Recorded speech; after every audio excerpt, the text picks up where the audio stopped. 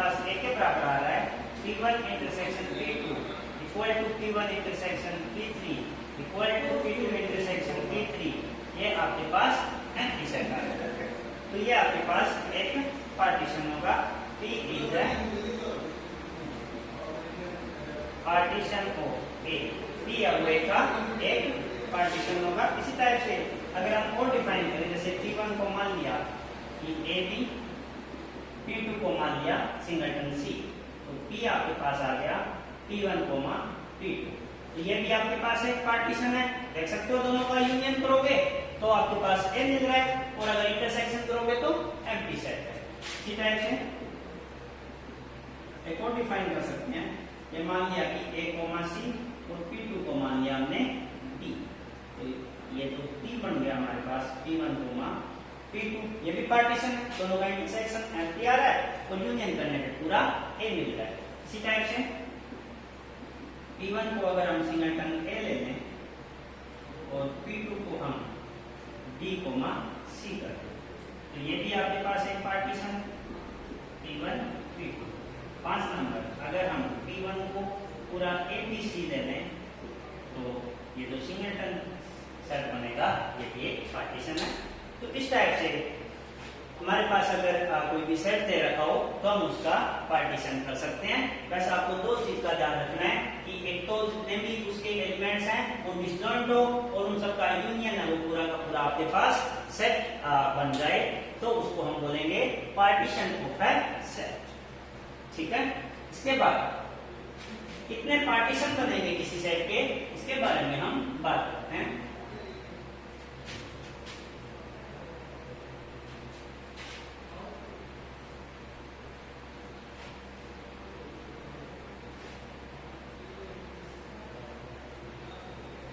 जैसे हमने अगर 3 एलिमेंट लिए हैं तो आपके पास 5 पार्टीशन हमने इसके बना दिए। इसी टाइप से अगर आपके पास कोई भी एक सेट है जिसमें नंबर ऑफ एलिमेंट है वो n हो तो उसके कितने पार्टीशन होंगे इसके बारे में हम बात करते हैं। तो number of partition, if cardinality of A equal to n, अगर आपके पास अगर इनफाइनाइट सेट है तो नंबर ऑफ पार्टीशन भी हमेशा इनफाइनाइट होंगे। If cardinality of A equal to n, then number of partition of A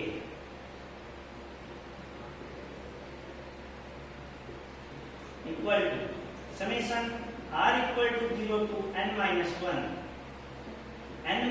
1 CR P of R। ये एक रिकर्सिव रिलेशन है। रिकर्सिव रिलेशन का मतलब क्या है कि जैसे अगर मैं n का मान 5 रखूं तो मेरे को P 0 से लेके और P 4 तक के जो वैल्यूज है उनके बारे में पहले पता होना चाहिए, तब जाके मैं P of n या P of 5 का मान ज्ञात कर सकता हूं। Where P of R is number of partition of a set P with cardinality of B equal to R। ये आपके पास R एलिमेंट्स को लेके कोई भी सेट बनाते हो तो उसकी कार्डिनलिटी है ये P of n। अगर आपके पास n एलिमेंट है तो n एलिमेंट्स के किसी भी सेट का अगर आपको पार्टीशन करना है तो आपके पास R equal to 0 to n minus 1 CR P of R। तो जहां ये भी देख सकते हो कि P of 0 का मान 0 है और P of 1 का मान 1 है। ये आपके पास दो है। अगर जो एम्प्टी सेट होता है उसमें हम एक ही पार्टीशन कर सकते हैं, सिर्फ एम्प्टी सेट। अगर आपके पास एक एलिमेंट का सेट है तो उसको हम सिंगलटन वही एक सेट बना सकते हैं। तो इन दोनों का मान 1 होता है। इसके बाद के जितने भी हैं उनको हम ज्ञात करेंगे।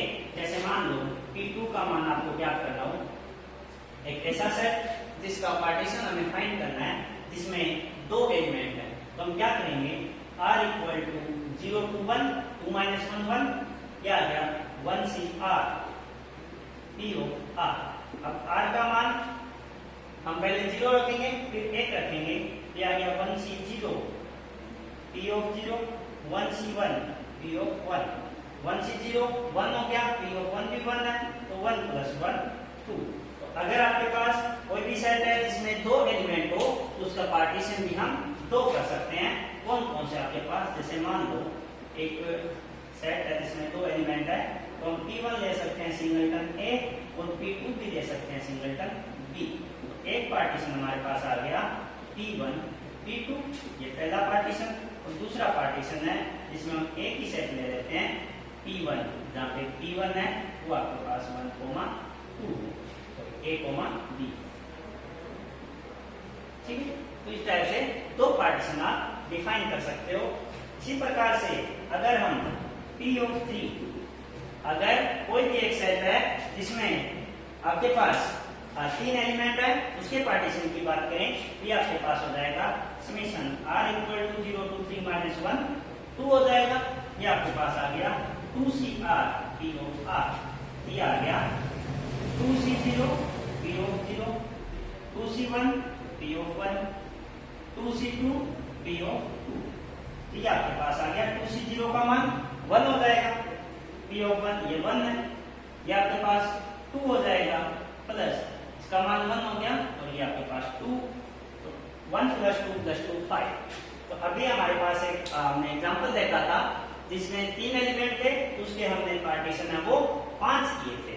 तो तीन एलिमेंट के कोई सेट है तो उसका जो नंबर ऑफ पार्टीशन है वो हम 5 कर सकते हैं। 5 टाइप से उस सेट का हम पार्टीशन कर सकते हैं। इसी प्रकार से अगर आपके पास P4 की वैल्यू आपको फाइंड करनी हो तो r equal to 0 to 3 3CR P of R, ये आ गया 3C0 P0, 3C1 P1, 3C2 P2, 3C3 P3। ये आपके पास आ गया, इसका मान तो 1 है, प्लस 3C1 3 आ गया, 3 गुना 1 3 रहेगा, 3C2 का मान भी 3 और इसका मान 2, प्लस 3C3 का मान 1 हो गया और इसका मान 5। तो 1 + 3 + 6 + 5,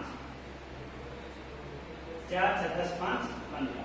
तो अगर आपके पास कोई भी एक सेट है जिसमें 4 एलिमेंट है तो उसके हम टोटल नंबर ऑफ पार्टीशन है वो 15 कर सकते हैं।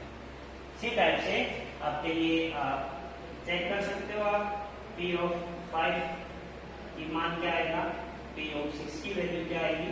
इस टाइप से ये आपका होमवर्क है, आराम से आप चेक कर सकते हो P of 5 और P of 6 का मान क्या होगा। स्टार्टिंग के कुछ मान आपको ध्यान में भी रखने, बाई चांस अगर पेपर में पूछ लें तो हम वहाँ पे फाइंड करने के थोड़ा हमें टाइम भी बचाना है। एग्जाम में 3 घंटे में आपको 60 क्वेश्चन करने हैं, तो थोड़ा सा टाइम मैनेजमेंट भी जरूरी है। तो कुछ चीजें हमें ध्यान में भी रखनी चाहिए, जैसे अगर 0 एलिमेंट है P of 0 1 होगा, P of 1 1 होगा, P of 2 का मान 2 होगा, P of 3 का मान 5 होगा, P of 4 का मान 15 होगा, P of 5 आप चेक करोगे तो 52 आएगा। पर वहां तक की जरूरत नहीं है, सिर्फ 4 तक की अगर आपको ध्यान है। तो अगर क्वेश्चन आता है तो ये ज्यादा बड़ा नंबर नहीं पूछेगा।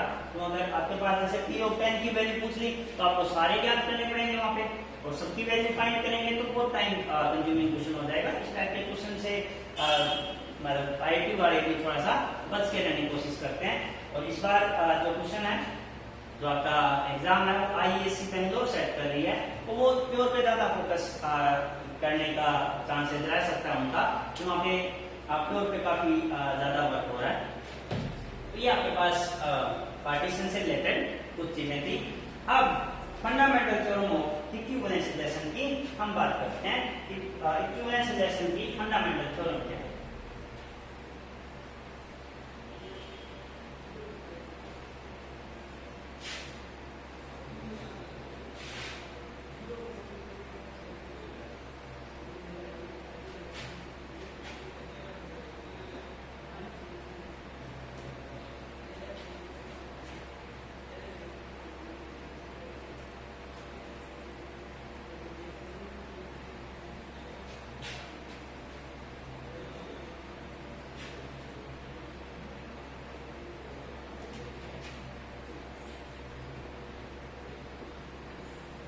फंडामेंटल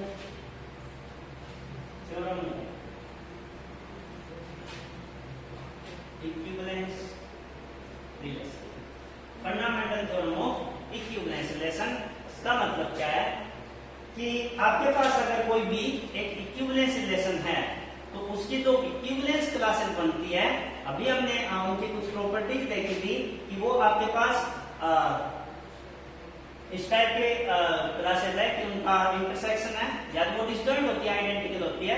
तो अगर हम सिर्फ उनकी डिस्टिंक्ट इक्विवेलेंस क्लासेस को अगर उठा लें तो वो उस सेट का पार्टीशन करती है इन इक्विवेलेंस क्लासेस। उस पार्टीशन के जो एलिमेंट है, जैसे हमने पार्टीशन P लिया था जिसमें P1 P2 Pn थे, तो P1 P2 Pn तक के जो एलिमेंट्स हैं वो सारे के सारे उस इक्विवेलेंस क्लास के उस इक्विवेलेंस रिलेशन की इक्विवेलेंस क्लासेस होगी। और इससे भी बड़ी बात यह है कि आपके पास अगर कोई भी एक पार्टीशन दे दिया जाए तो उस पार्टीशन के कोरस्पॉन्डिंग आप एक यूनिक इक्विवेलेंस रिलेशन डिफाइन कर सकते हो। तो ये दोनों है कि अगर आपके पास इक्विवेलेंस रिलेशन है तो वो एक पार्टीशन करेगा सेट का इन इक्विवेलेंस क्लासेस, और अगर आपके पास पार्टीशन है तो आप उस पार्टीशन के लिए यूनिक इक्विवेलेंस रिलेशन है वो डिफाइन कर सकते हो। तो इसका स्टेटमेंट लिख लो। आपके पास कोई भी आपके पास नॉन एम्प्टी सेट है, late A be a non-empty set and R be a and equivalence relation defined on A।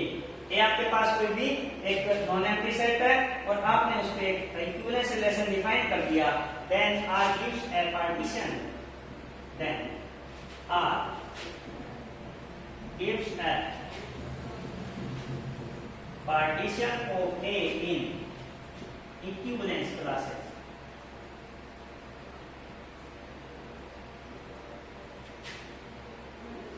Then R gives a partition of A whose elements are partition of A whose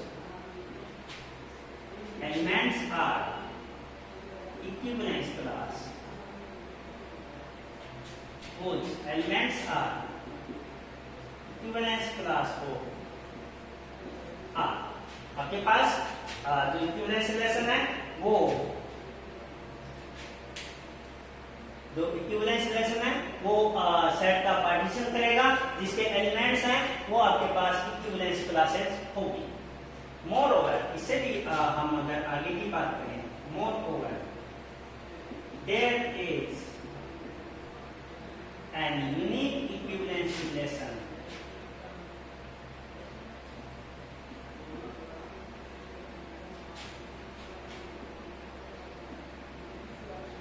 for every partition of a set A। Moreover, there is an equivalence relation for every partition of a set A। आपके पास कोई भी एक partition है तो उसके लिए आप एक यूनिक इक्विवेलेंस रिलेशन डिफाइन कर सकते हो कुछ elements where elements of partition are equivalence class of R, where elements of partition are equivalence class of R। Let A be a non-empty set, R be an equivalence relation defined on A, then R gives a partition of A in equivalence classes। ये भी लिख सकते हो, partition of A in equivalence classes, partition of A in equivalence classes। ठीक है, तो ये चीजें हैं कि हर एक इक्विवेलेंस रिलेशन के लिए आपके पास एक पार्टीशन होगा और हर पार्टीशन के लिए एक इक्विवेलेंस रिलेशन आप डिफाइन कर सकते हो। उस पार्टीशन के एलिमेंट्स हैं वो इक्विवेलेंस क्लास होगी A की। ठीक है, यहाँ पे तो ये आपके पास fundamental theorem of equivalence relation है। तो यहाँ से हम एक चीज जो जिसकी हम श्योरिटी दे सकते हैं कि number of equivalence relation, number of equivalence relation defined on as set A equal to number of partition of the set A। आपके पास नंबर ऑफ इक्विवेलेंस रिलेशन है, वो आपके पास उस सेट के नंबर ऑफ पार्टीशन के इक्वल होगा हमेशा, ठीक है। और अगर आपके पास सेट में n एलिमेंट है तो इसके पार्टीशन कितने हो जाएंगे, n number of equivalence relation, ये आपके पास आ जाएगा समीकरण r equal to 0 to n minus 1 CR P of R। या इसको हम बोल सकते हैं ये आपके पास P ऑफ n के इक्वल होगा। अगर इसमें n एलिमेंट है, जितने n के पार्टीशन होंगे उतने ही आप इसके इक्विवेलेंस रिलेशन डिफाइन कर सकते हो। तो अभी हमने पढ़ा है कि हर इक्विवेलेंस रिलेशन सेट का पार्टीशन करता है और हर पार्टीशन के कोरस्पोंडिंग एक यूनिक इक्विवेलेंस रिलेशन एग्जिस्ट करता है, ठीक है। तो ये आपके पास fundamental theorem of equivalence relation, आप इसको प्रूव भी कर सकते हो, आसान है। जैसे मान लो तो उन्होंने एम्प्टी सेट है, हमने एक एलिमेंट उठाया, उसकी इक्विवेलेंस क्लास बना ली। अगर वो इक्विवेलेंस क्लास है वो पूरे सेट को कवर कर लिया तो सिर्फ यूनिक इक्विवेलेंस क्लास होगी। मान लो कि कुछ एलिमेंट बच गए तो दो उस क्लास में एलिमेंट आ चुके हैं, उनके अलावा एक एलिमेंट पिक करो तो उसकी इक्विवेलेंस क्लास बना लो। अब अगर वो पूरे दोनों का यूनियन अगर पूरा सेट मिल रहा है तो ठीक है, वो पार्टीशन में दो एलिमेंट होंगे, अगर नहीं मिल रहा तो एक और इक्विवेलेंस क्लास बना लो। इस टाइप से आप डिस्जॉइंट इक्विवेलेंस क्लासेस बना सकते हो। यूनियन करोगे तो पूरा सेट मिलेगा, इंटरसेक्शन है वो एम्प्टी होगा, क्योंकि हमने इक्विवेलेंस क्लासेस की प्रॉपर्टी में पढ़ा था कि two equivalence classes are either equivalent और आइदर आइडेंटिकल और डिस्जॉइंट। तो वो एक पार्टीशन मिलेगा और हर एक पार्टीशन के लिए, जैसे मान लो आपके पास कोई एक पार्टीशन है P1 P2 P3 Pn इस टाइप से, तो इस टाइप से आप रिलेशन डिफाइन कर दो कि A related to P if and only if both are in same set। जैसे मान लो कि P1 आपने डिफाइन किया पार्टीशन, तो P1 में अगर वो एलिमेंट आ रहा है A और B दोनों तो आपस में रिलेटेड है, अदरवाइज रिलेटेड नहीं है, तो ये एक इक्विवेलेंस रिलेशन मिल जाएगा, ठीक है। जैसे एग्जांपल एक देखते हैं कि प्रूफ ज्यादा हमारे काम का नहीं है, सिर्फ आपको बेसिक आइडिया होना चाहिए कि प्रूफ आपको किस टाइप से करना है। जैसे मान लो कि आपके पास कोई एक सेट है,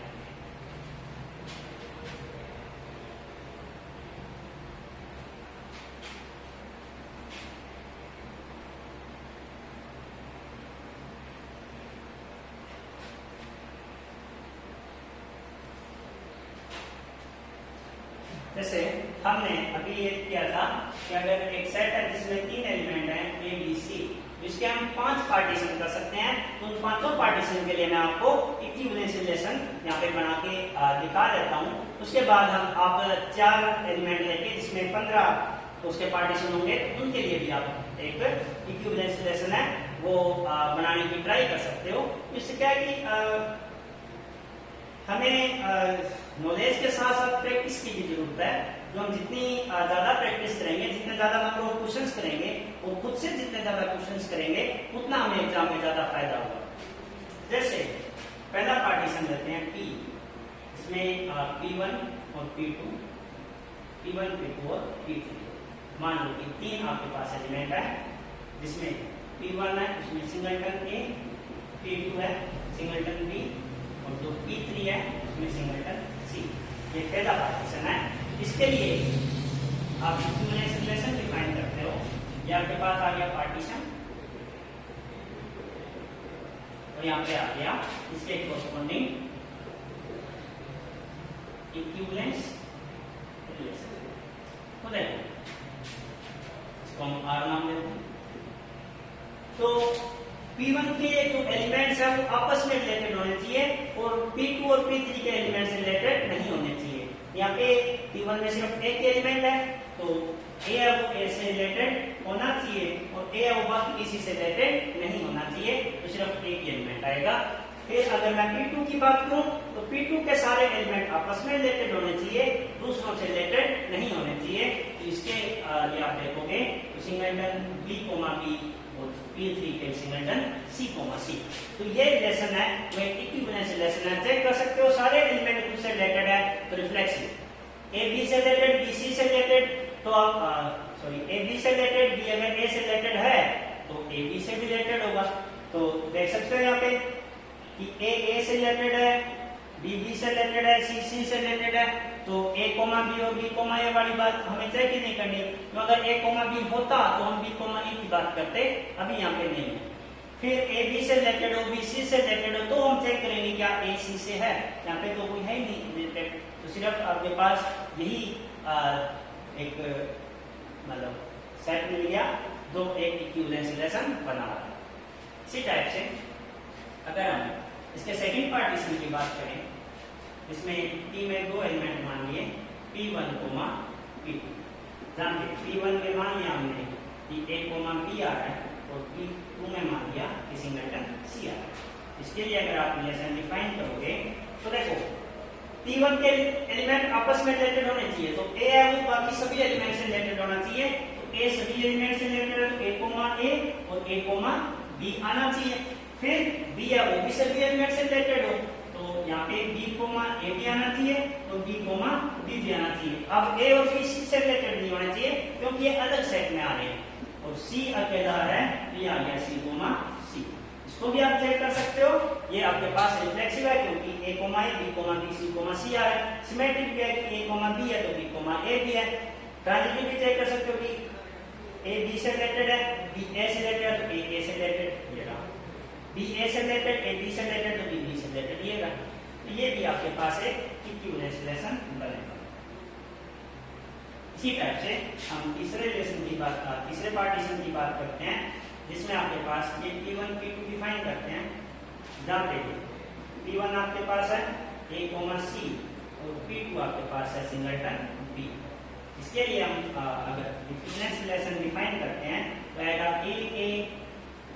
A C, C A, C C और ये आपके पास B, B। तो ये भी आपके पास एक इक्विवेलेंस रिलेशन है, आप इसको आराम से चेक कर सकते हैं। इसके बाद फोर्थ आपके पास है P = P1, P2। जहाँ पे P1 है उसमें मान लिया कि सिंगलटन A आ रहा है, P2 में मान लिया B, C आ रहा है।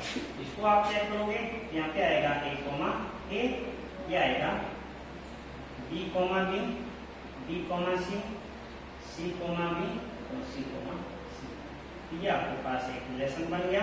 ये भी एक इक्विवेलेंस रिलेशन है, इसको भी आप चेक कर सकते हैं। अब सबसे लास्ट वाला जो 5वां था, जिसमें सिर्फ एक ही एलिमेंट आए P1 और जहाँ पे P1 क्या होगा A, B, C पूरा सेट हो। इसको अगर आपको चेक करना है तो A है वो तीनों एलिमेंट से रिलेटेड होना चाहिए। तो आपके पास आ जाएगा A, A आना चाहिए, A, B भी आना चाहिए, A, C भी आना चाहिए। फिर B है वो भी सभी एलिमेंट से रिलेटेड होना चाहिए। ये आपके पास आ गया B, A, B, B और B, C। फिर C है वो भी सभी से रिलेटेड होना चाहिए। ये आ गया C, A, C, B और C, C। ये आपके पास एलिमेंट्स आ गए, तो चेक कर सकते हो ये भी एक इक्विवेलेंस रिलेशन बनेगा।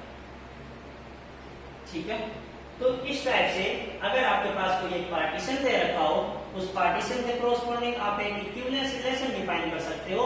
और अगर आपके पास जैसे मान लो कि इक्विवेलेंस रिलेशन दे रखा हो तो इसके लिए जैसे देखो हम जैसे मान लो कि हमें ये इक्विवेलेंस रिलेशन दिया हुआ था और इसके लिए हमें सेट का पार्टीशन करना है, तो हम क्या करेंगे, कोई भी एक एलिमेंट उठा लिया, जैसे मैंने A को उठा लिया, तो A की इक्विवेलेंस क्लास बनानी शुरू करते हैं। तो A के साथ कौन से एलिमेंट जुड़े हैं, A के साथ A जुड़ा है तो हमारे कलेक्शन में आ जाएगा। फिर जैसे मान लो किसी के लिए हम स्टार्ट करें P1 जो A से रिलेटेड है उनका सेट बना रहे हैं, तो A है A से रिलेटेड है, A उसी से रिलेटेड भी है तो C भी आ गया। फिर A C से रिलेटेड, आप C के बारे में भी चेक करें कि C किन से रिलेटेड है, तो C A से रिलेटेड है तो आ रखा है, C से रिलेटेड है तो ये भी आ रखा है। तो ये आपके पास हो गया पहला सेट। और फिर जो एलिमेंट इसमें नहीं आया उसकी बात करते हैं, तो ये बच गया सिंगलटन बी। तो इस इक्विवेलेंस रिलेशन के लिए जो पार्टीशन है वो यही बनेगा A, C और B। ठीक है, तो जो आपके पास सेट दे रखा हो, पार्टीशन दे रखा हो, तो उसके लिए हम इक्विवेलेंस रिलेशन डिफाइन कर सकते हैं, और अगर इक्विवेलेंस रिलेशन डिफाइन कर रखा हो तो हम उसका पार्टीशन भी कर सकते हैं। तो ये आपके पास जितने आपके पास इक्विवेलेंस रिलेशन होंगे उतने ही आपके पास पार्टीशन होंगे, और जितने नंबर ऑफ पार्टीशन होंगे उतने ही इक्विवेलेंस रिलेशन होंगे। दोनों में बोल सकते हो कि 1-1 कोरेस्पोंडेंस है। यहां तक अगर कोई चीज समझ में ना आई हो तो पूछ सकते हो चैट के थ्रू या कमेंट के थ्रू। इसके आगे की जो चीजें हैं, जैसे इसके बाद में कॉन्ग्रुएंसी बच गया रिलेशन में, तो कॉन्ग्रुएंसी है उसके बारे में हम हमारी अगली क्लास में डिस्कस करेंगे। और कॉन्ग्रुएंसी के बाद रिलेशन कंप्लीट है, उसके बाद हम स्टार्ट करेंगे बाइनरी ऑपरेशन, और बाइनरी ऑपरेशन से हम चलते हुए आगे ग्रुप की डेफिनेशन तक उसको लेके जाएंगे। ठीक है, तो इसके जो क्वेश्चंस हैं वो मैं PDF अपलोड कर दूंगा, जितने भी इसके क्वेश्चंस होंगे हमारे पास अवेलेबल, तो उसके जितने भी हैं तो वो आपको PDF के रूप में आपको हमारे ग्रुप पे अवेलेबल हो जाएगी। ठीक है, धन्यवाद।